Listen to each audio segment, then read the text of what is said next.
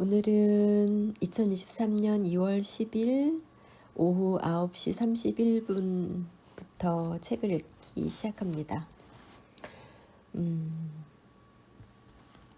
지금 읽는 장은 그대가 그것이다 라는 1장이고요. 오늘 읽도록 하겠습니다. 불교와 힌두교 간의 교리적 차이를 논할 역량이 내게는 없으며 여기는 그럴 장소도 아니다. 붓다가 인간은 본래 아트만이 아니다 라고 주장했을 때 그는 분명 우주적 자아가 아닌 개인적 자아에 대해 말하고 있었다는 점만을 지적하는 것으로 충분하다. 어떤 팔리 경전에 등장하는 브라만 계급의 논쟁자들은 아트만과 신성이 동일하고 에고와 아트만은 동일하지 않다는 베단타 교리를 언급조차 하지 않았다. 그들이 주장하고 고타마가 부정한 것은 개별 마음의 본질적 성질과 영원한 지속성이었다.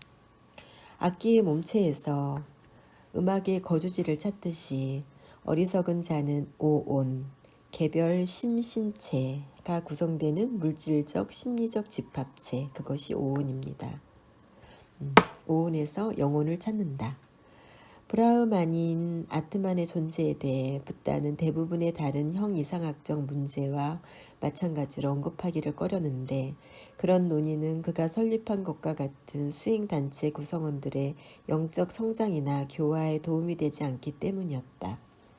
마음을 가장 몰입하게 만듦에도 불구하고 형이상학적 사유는 위험성을 안고 있는데 왜냐하면 마음을 산란하게 하는 것 중 가장 진지하면서도 고결한 것이어서 피할 수 없을 뿐 아니라 결국 필요하기도 하기 때문이다.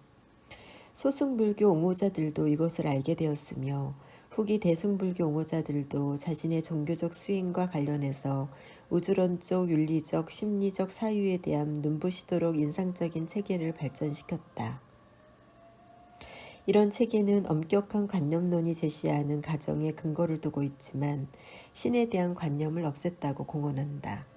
그러나 철학적 이론이 되기에는 도덕적, 영적 경험이 지나치게 강하며 직접 경험의 영감에 힘입은 대승경전 저자들은 자신들의 창의력을 최대한 발휘하여 열애와 보살이 왜 실제로 존재하지도 않는 존재들에 대해 무한한 자비심을 보여주어야 하는지를 설명하였다.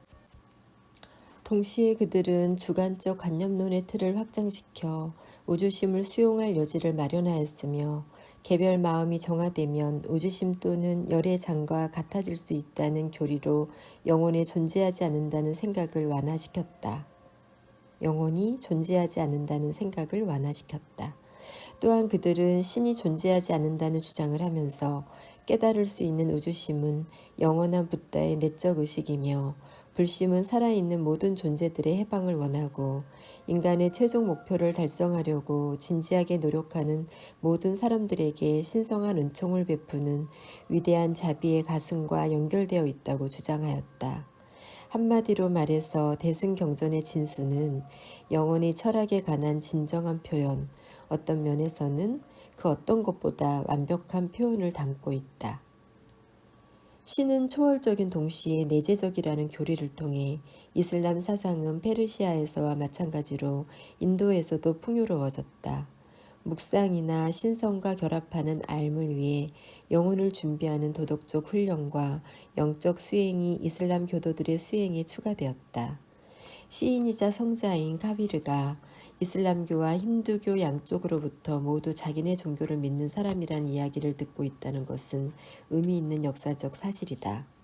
카비르는 인도의 신비주의 시인이자 종교개혁가, 신분 계급제도와 우상 숭배를 배려하고 율신에 대한 헌신을 바탕으로 이슬람교와 힌두교를 비판적으로 통합하여 독자적인 일신교를 제창한 사람이랍니다. 시간을 넘어서는 것을 목표로 삼는 사람들의 정책은 언제나 평화롭다. 반면 박해를 가하고 전쟁을 일으키는 사람들은 못마땅한 기억과 유토피아의 꿈을 갖고 있는 과거 및 미래의 숭배자들이다.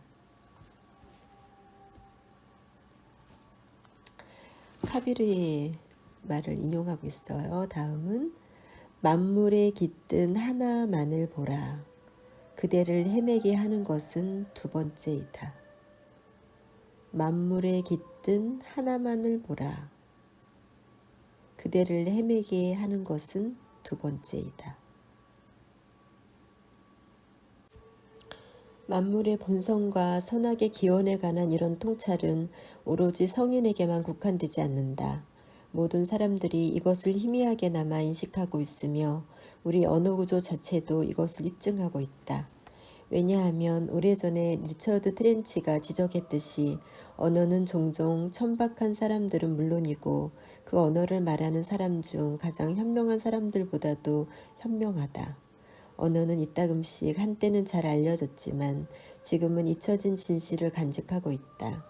그 밖의 경우의 언어는 결코 분명히 포착한 것은 아니지만 언어를 만든 사람의 천재성이 직관의 행복한 순간에 힐끗 본 진리의 싹을 담고 있기 때문이다. 정치적 수준에서 단일성을 숭배하는 것은 개인적이고 영적인 수준에서 단일성을 추구하는 진정한 종교의 우상숭배적 대용품에 불과하다. 전체주의 정치 제도는 정치적 이론론 철학을 수단으로 삼아 그 존재를 정당화한다.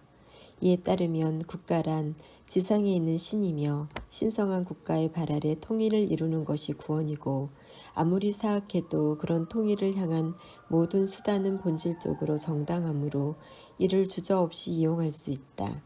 이런 식의 정치적 이론론은 사실상 소수에게 과도한 특권과 힘을 부여하여 다수를 억압함으로써 나라 안에서는 불만족을, 나라 밖에서는 전쟁을 유발한다.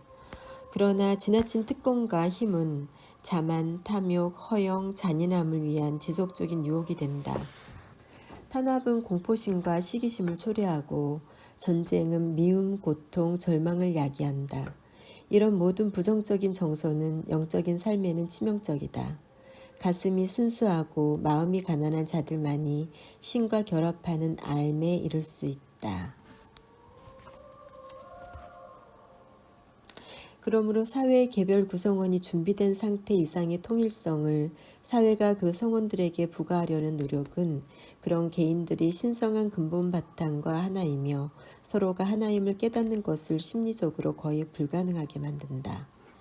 이제 우리들이 살펴보게 될 그리스도교인들과 수피들의 관심은 주로 인간의 마음과 그 신성한 본질에 있다.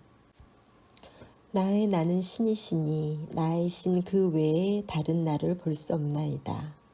나의 나는 신이시니 나의 신 그 외에 다른 나를 볼 수 없나이다. 제노바의 성 카타리나.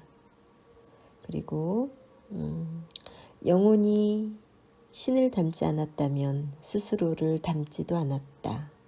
성 베르나르. 그들이 내 안에 있는 나로부터 오 그대 나여 라고 외칠 때까지 나는 신에서 신으로 떠돌았노라. 그들이 내 안에 있는 나로부터 오 그대 나여 라고 외칠 때까지 나는 신에서 신으로 떠돌았노라. 비스툰의 바야지드의 글이었습니다. 이 수피 성자에 관해 기록된 두 개의 일화를 여기에서 인용할 필요가 있겠다. 바야지드에게 몇 살이냐고 묻자 그는 4살이라고 대답했다. 어떻게 그럴 수 있는가 라고 묻자 그가 말했다. 나는 세상에 눈이 멀어 70년 동안 신을 볼 수 없었다. 그러나 지난 4년 동안 나는 그분을 볼 수 있었다. 베일로 가려진 시기는 삶에 속한다고 할 수 없다. 한 번은 누군가 그 성인의 집 문을 두드리며 외쳤다. 바야지드 계신가요? 바야지드는 대답했다. 여기에 신 말고 누가 있겠나. 영혼을 측정하려면 신으로 측정해야 한다. 왜냐하면 신의 근본 바탕과 영혼의 근본 바탕이 동일하기 때문이다. 에크하르. 본질적으로 영은 그 적나라한 본성상 신을 소유한다. 마찬가지로 신은 영을 소유한다. 로이스 브루크. 본질적으로 영은 그 적나라한 본성상 신을 소유한다. 마찬가지로 신은 영을 소유한다. 영혼은 신성의 일자 속으로 완전히 침몰하지만 결코 바닥에는 닿지 않는다. 영혼을 창조하니 심연을 헤아리기에는 무력한 것이 영혼의 본질이다. 여기서는 더 이상 그 영혼에 대하여 언급할 수가 없다. 왜냐하면 영혼은 저기 신성한 본질이라는 일자 속에서 자신의 본성을 잃어버렸기 때문이다. 그곳에서는 영혼을 더 이상 영혼이라고 부르지 않고 측량할 수 없는 존재라고 부른다. 이크하르. 아는 자와 알려지는 대상은 하나다. 무지한 사람들은 신께서 마치 저기에 계시고 자신들은 여기에 있는 듯이 신을 보아야 한다고 생각한다. 그렇지 않다. 신과 나, 우리는 암 속에서 하나이다. 에크하르트. 이제는 내가 사는 것이 아니라 그리스도가 내 안에서 사시는 것입니다. 아니면 타동사처럼 이렇게 말하는 것이 아마 더 정확할 것이다. 나는 살고 있지만 내가 아니다. 배우가 자신의 배역을 살듯이 나를 사는 것은 로고스이기 때문이다. 물론 그런 경우 배우는 자신의 역할보다 항상 무한히 높은 곳에 있다.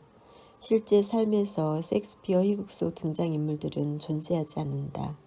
스스로를 줄리어스 시저나 햄릿으로 착각하는 비극 작품의 주인공이나 더 흔하게는 터무니없이 배은망덕한 인물, 우스꽝스러운 사람들이 있을 뿐이다.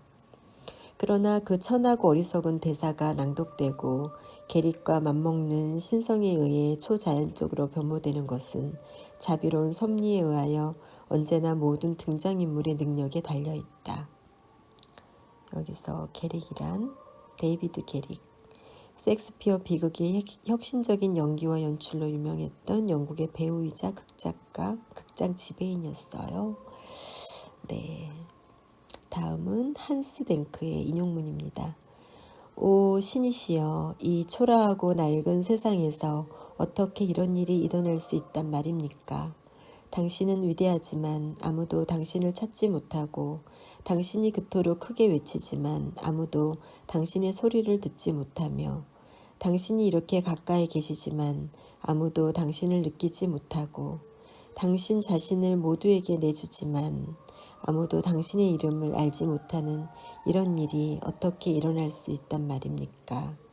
사람들은 당신으로부터 도망치면서도 당신을 찾을 수 없다고 말합니다.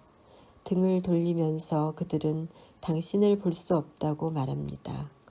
길을 막고는 당신의 소리를 들을 수 없다고 합니다. 종교와 관련지어 볼 때 14, 15세기 카톨릭 신비가와 17세기 퀘이커 교도들 간에는 여러 종파의 공통된 전쟁과 박해로 얼룩져 추악해진 긴 시간적 간극이 존재한다. 그러나 그런 간극은 그들의 삶과 가르침에 바친 유일한 영어 작품에서 루퍼스 존스가 영적 개혁가라고 불렀던 계승자들, 즉 댕크, 프랑크, 카스텔리오, 바이겔, 에버라드, 케임브리지 플라톤주의자들에 의해 메워졌다. 살인과 평가에도 불구하고 사도들의 계승은 끊어지지 않았다. 루터가 그토록 사랑한다고 고백했지만 그의 경력으로 판단컨대 그가 여기에서 거의 아무것도 배운 것이 없는 책인 독일 신학에서 언급된 진실을 영국 사람들은 영국 내정과 크로멜 독재하에서 다시 한번 언급하였다. 그리스도교의 영적 개혁가들이 영속시켰던 신비주의 전통은 이를테면 조지 폭스가 자신의 위대한 첫 열림을 맞이하고 직접적 경험을 통해 그것을 알았던 무렵의 종교적 분위기 속에서 확산되었다. 모든 사람은 그리스도의 신성한 빛으로 깨어나며 나는 그것이 만물을 통해 빛나는 것을 보았다. 그것을 믿는 자들은 유죄 선고에서 벗어나서 생명의 빛으로 가며 빛의 아이가 된다. 그러나 그것을 싫어하고 믿지 않은 자들은 그리스도의 고백을 했다고 하더라도 그것에 의해 유죄 선고를 받는다. 나는 어느 누구의 도움 없이도 순수한 빛의 열림 속에서 이것을 보았다. 그 당시 나는 이것이 성경 어디에 있는지 찾지 못했으나 나중에 가서야 성경을 훑으면서 발견하였다. 폭스의 일기 중에서 2세기 퀘이커 교인들의 저술에서는 내면의 빛의 원리를 더욱 분명하게 표현하고 있다. 윌리엄 펜은 성경보다 우리에게 더 가까운 것이 있다. 가슴속에서 우러나오는 언어로 거기에서 모든 것이 나온다고 썼다. 약간 후대의 로버트 바클리는 그대가 그것이다의 직접적인 경험을 아우구스티누스 신학으로 설명하려고 하였다. 그는 자신의 유명한 논문에서 인간은 타락한 존재이며 신성한 빛과 결합되지 않으면 선해질 수 없다고 분명히 말하였다. 신성한 빛은 인간 영혼 속에 존재하는 그리스도이면서 죄악의 씨앗이 그러하듯 보편적인 것이다. 그리스도교인뿐 아니라 비종교인을 포함한 모든 사람이 비록 겉으로 드러난 그리스도 삶의 역사를 전혀 모르고 있다고 하더라도 내면의 빛을 부여받았다. 이것은 내적 광명에 저항하지 않고 그럼으로써 내면에서 신성의 새로운 탄생을 허용하는 사람들에게는 타당한 이유가 된다. 선은 영혼 속으로 들어올 필요가 없다. 이미 거기에 있지만 감지하지 못할 뿐이기 때문이다. 독일 신학 중에서 수만 개의 사물이 하나임을 봄으로써 근원으로 돌아가 거기에 머무네. 수만 개 사물이 하나임을 봄으로써 근원으로 돌아가 거기에 머무네. 신신명이라는 곳에서 인용이 되는데요. 이것은 달마 해가에 의해 중국 선종의 제3대 조사인 감지 승천이 남긴 글이라고 합니다.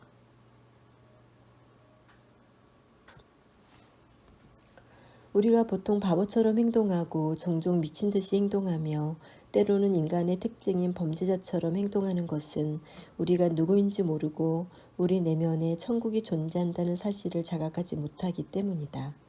지금까지 인식하지 못했던 우리 안에 이미 존재하는 선을 인식하고 우리의 영원한 근본 바탕으로 돌아가서 비록 알고 있지는 못했지만 우리가 항상 존재했던 곳에 머물러 있음으로써 구원받고 해방되며 깨달음을 얻게 된다. 플라톤은 공화국에서 무엇보다 지혜의 덕은 늘 존재하는 신성한 요소를 담고 있다고 동일한 의미로 말하였다. 테아이테토스에서 그는 영적 종교를 수용해왔던 사람들이 그토록 자주 주장해왔던 것, 즉 신처럼 된다는 것은 실제로 우리의 근본 성품을 형성하고 있지만 주로 자발적인 무지로 이를 자각하지 못하는 신성한 요소와 스스로를 동일시하는 것이라고 하는데 신처럼 되어야만 신을 알 수 있다고 강조하였다. 신성으로 신을, 빛으로 강명을 파악하는 사람들은 진리로 가는 길에 있다. 필로의 글을 인용했고요. 굿 이너프 교수가 밝혔듯이 그리스 신비 종교 사상가 필로는 기원전 200년에서 기원 후 100년 사이 이주 유대인들 사이에서 성장하였다. 구약 성경의 모세 오경을 플라톤 학파, 신 피타고라스 학파, 스토아 학파의 형 이상학 체계로 재해석한 필로는 완전히 초월적이면서도 거의 의인화된 구약의 인간적 신을 영원의 철학이 말하는 내재적이고 초월적인 절대적 마음으로 변모시켰다. 그러나 필로의 교리 전파와 더불어 그리스도교의 첫 시작과 예루살렘 성전의 파괴를 목격했던 그 중요한 시기의 전통적인 필경사와 바리새인들로부터 심지어 율법의 수호자들로부터도 우리는 상당히 신비적인 발언들을 듣고 있다. 신과 인간의 사랑, 겸손에 대한 그의 가르침이 일부 복음 설교의 미가공된 초기 버전처럼 들리는 위대한 랍비 힐렐은 사원에 모인 군중들에게 이런 말을 했다고 한다. 예언자 입을 통해 말하고 계신 분은 여호와인데 만일 내가 여기에 있다면 모든 사람이 여기에 있다. 내가 여기에 없다면 아무도 여기에 없다. 사랑받는 이는 모든 것 안에 모든 것, 사랑하는 자는 그분을 가릴 뿐, 사랑받는 일은 살아있는 전부, 사랑하는 자는 죽은 것일 뿐. 잘랄루딘 루미의 글을 인용했는데요. 다시 읽어볼게요. 사랑받는 이는 모든 것 안에 모든 것, 사랑받는 이는 모든 것 안에 모든 것, 사랑하는 자는 그분은 가릴 뿐. 사랑받는 일은 살아있는 전부. 사랑하는 자는 죽은 것일 뿐.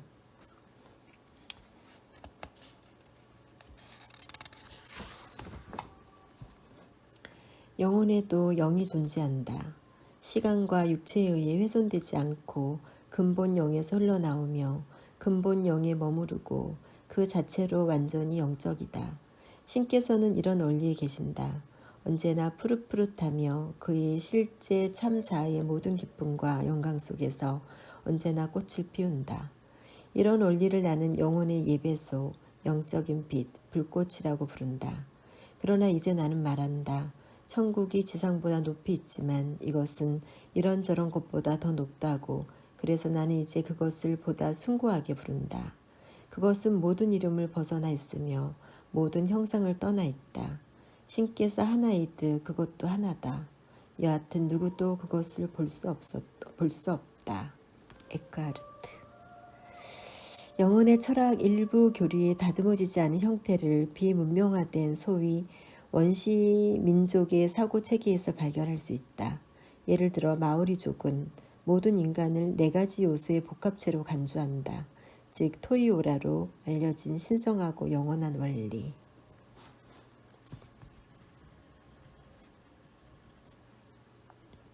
임종 때에 사라지는 자아, 에고, 죽음 후에도 존속하는 유령의 흔적 혹은 심령, 마지막으로 육체가 그 네 가지다. 오글나라 인디언들은 신성한 요소를 시칸이라 부르며 이것을 세상의 신성한 본질인 톤과 동일하게 생각한다. 자기를 구성하는 또 다른 요소로는 성격인 나기와 생명력 있는 영혼인 니아가 있다. 시카는 사후의 모든 것의 신성한 근본 바탕과 재결합하며 나기는 심령 현상인 유령 세계에 살아남고 니아는 물질적 우주로 사라진다. 20세기가 아닌 원시 사회임을 고려할 때 어떤 고차원 문화의 영향을 받았거나 그런 문화를 모방했을 가능성을 배제할 수 있다. 결과적으로 우리에게는 현재로부터 과거를 왈가왈부할 수 있는 권리가 없다. 현대의 수많은 야만인들이 때로는 그대가 그것이다의 성격을 띤 각양각색의 일신교적인 비전적 철학을 갖고 있다고 해서 확인해보지도 않고 신석기 시대와 구석기 시대 사람들로 유사한 견해를 갖고 있었다고 추론할 수는 없다. 우리 자신의 생리학과 심리학에 대해 우리가 알고 있는 것으로부터 끌어낸 추론이 더 정당하며 본질적으로 더 가능성이 높다. 인간의 마음은 정신박약 상태에서 양자이론까지, 히틀러의 나의 투쟁과 사디즘에서 필립 네리의 고결함에 이르기까지, 형 이상학에서부터 글자 맞추기 퍼즐, 힘의 정치학, 장엄미사에 이르기까지 온갖 것이 가능하다는 것을 스스로 증명해 왔음을 우리는 알고 있다. 인간의 마음은 어떤 식으로든 두뇌와 관련이 있다는 사실도 알고 있으며 뇌 크기의 구조에 있어 수천 년 동안 괄목할 만한 변화가 없었다고 생각할 만한 상당히 그럴듯한 이유가 있다. 그러므로 먼 과거에 존재했던 인간의 마음도 현 시대를 사는 마음과 마찬가지로 그 활동의 양과 종류가 아주 다양했을 것이라고 추론하는 것이 옳을 것이다.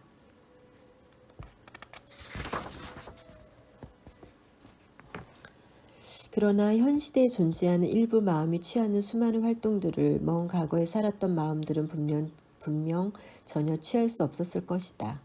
여기에 대해서는 몇 가지 분명한 이유가 있다. 어떤 생각들은 적절한 언어, 적절한 분류체계라는 틀 안에서만 가능하다.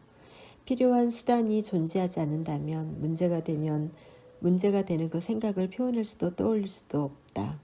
이것이 전부는 아니다. 어떤 종류의 생각의 도구를 개발한 동기가 늘 존재하지는 않는다. 선사시대와 그 이후 오랜 역사 동안 그럴 수 있는 가능성이 충분히 있었음에도 불구하고 그 시대 사람들은 후손들이 굉장히 흥미롭다고 발견한 문제들에 대해 주의를 기울이고 싶어 하지 않는다.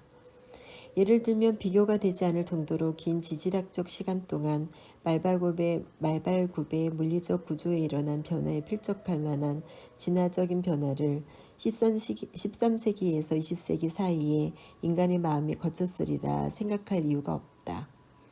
실제로는 인간이 실제의 어떤 측면에서 다른 측면으로 주위를 돌리는 일이 일어났다. 그 결과 무엇보다 자연과학이 발달하였다. 우리의 지각과 이해는 주로 우리의 의지에 의해 결정된다. 어쨌든 우리는 우리가 보고 싶어하고 이해하고 싶어하는 것을 의식하며 우리가 보고 싶어하고 이해하고 싶어하는 것을 의식하며 거기에 대해 생각한다. 의지가 있는 곳에는 항상 지적인 길이 존재한다. 인간의 마음이 지닌 영향은 거의 무한할 정도로 크다. 신성과 결합하는 알미란 자체 추진, 화염 방사기를 제조하는 일이든 신성과 결합하는 알미든 자체 추진 화염 방사기를 제조하는 일이든 하려는 마음이 충분히 강하고 오래 지속된다면 우리가 하려는 일을 할 수가 있다. 현대인들이 주의를 기울이는 것 중 상당수를 그 이전 사람들은 무시했음이 분명하다. 그 결과 그런 것들에 대해 분명하면서도 풍부하게 생각하도록 만드는 수단들은 선사시대뿐 아니라 현대가 시작될 무렵에조차도 만들어지지 않았다. 인간 마음의 거의 무한한 잠재력이 그토록 오랫동안 실현되지 못했던 두 가지 충분한 이유는 적절한 용어 및 적합한 증거 틀의 부족과 필요한 생각의 도구를 고안해내고자 하는 강력하고 지속적인 욕망의 부재이다. 이와 비슷한 수준으로 똑같이 납득할 만한 다른 이유가 있다. 세상에서 가장 독창적이고 유익한 생각의 대부분은 형편없는 체격과 아주 비실용적인 기질을 지닌 사람들에 의해 이루어졌다는 것이다. 이런 이유로 또 분석적이든 통합적이든 어느 곳에서나 순수한 사고의 가치를 분명하게 인식하고 있었기 때문에 문명화된 모든 사회는 사상가들에게 일상의 부담과 사회생활의 스트레스로부터 보호 조치를 취해 주었으며 현재도 여전히 그러하다. 그런 희귀한 사람들, 즉 종교적, 철학적, 예술적, 과학적 사색가들을 보호하기 위해 후원자들이 주로 이용했던 수단들은 은둔처, 사원, 대학, 전문학교, 연구실험실, 동량그릇, 기부금, 후원금, 세금 납세자의 금액에서 지불되는 보조금들이다. 원시사회는 상황이 어려웠으며 잉여의 부가 존재하지 않았다. 타고난 사색가는 보호막 없이 사회적 우위 세력과 생존을 위한 투쟁에 직면해야 했다. 그런 사람들은 대부분의 경우 일찍 사망하거나 살아남기 위해서만 필사적으로 바쁜 시간을 보낸 나머지 자신의 주의를 다른 곳에 쏟을 수가 없었다. 이런 일이 일어나면 강인하고 외향적인 활동가의 철학이 지배적인 철학이 된다. 이 모든 것은 영혼의 철학이 갖고 있는 영혼성의 문제에 어떤 빛을 던진다. 인도에서는 경전을 역사의 어떤 시점에서 일어난 계시가 아니라 영원한 진리, 즉 인간이 탄생한 이래 혹은 이성을 지닌 모든 물질적, 비물질적 존재가 탄생한 이래로 존재해왔던 복음으로 간주한다. 아리스토텔레스도 비슷한 견해를 피력했는데 그는 종교의 근본 진리를 영원하면서도 파괴할 수 없는 것으로 생각하였다. 상승과 하락, 진보와 퇴보의 시기, 그것이 있었지만 신성이 참여하는 우주의 최초 원동자로서의 신에 대한 위대한 사실을 언제나 인식했다. 선사시대 인간에 대해 우리가 알고 있는 것과 더 문서화가 잘된 다른 지식 분야로부터 제대로 추론할 수 있는 것에 비춰볼 때 이런 전통적인 교리들을 어떻게 생각해야 할까? 개인적으로는 이것들이 사실일 수 있다고 본다. 기록이 남아있는 역사적 시기 동안 분석적 사유와 통합적 사유의 영역에 타고난 꽤 많은 숫자의 사색가들이 자주 등장하였다. 그러므로 역사 기록이 존재하기 전에도 그런 사람들이 출현했을 것이라고 가정할 근거는 충분하다. 이 중 다수는 젊은 나이에 사망했으므로 자신의 재능을 발휘할 수 없었겠지만 소수는 틀림없이 살아남았을 것이다. 이런 맥락에서 볼 때 현대의 수많은 원시 종족들 사이에서 두 가지 사유 양식이 발견된다는 사실은 아주 의미심장한 일이다. 비철학적 다수를 위한 대중적 양식과 소수의 입문자를 위한 비전적 양식 말이다. 현대의 수많은 미개인들보다 선사시대 인간들에게 상황이 더 어려웠을 것이라고 가정할 이유는 없다. 그러나 만약 타고난 사색가에게 적합한 비전적 일신론 같은 것이 현대 미개인 사회에서도 가능하다면 선사시대에도 유사한 비전적 교리가 통용되었을 것이다. 사실 현대의 비전적 교리들은 보다 높은 문화로부터 파생되었을 것이다. 그런데 중요한 사실은 이들 교리가 그렇게 파생되었더라도 미개인 사회의 특정 구성원들에게 의미를 가지며 조심스럽게 보존될 만큼 가치 있게 여겨졌으리라는 점이다. 우리는 많은 생각들이 적절한 용어와 준거 틀을 빼고는 상상조차 할 수 없다는 사실을 살펴보았다.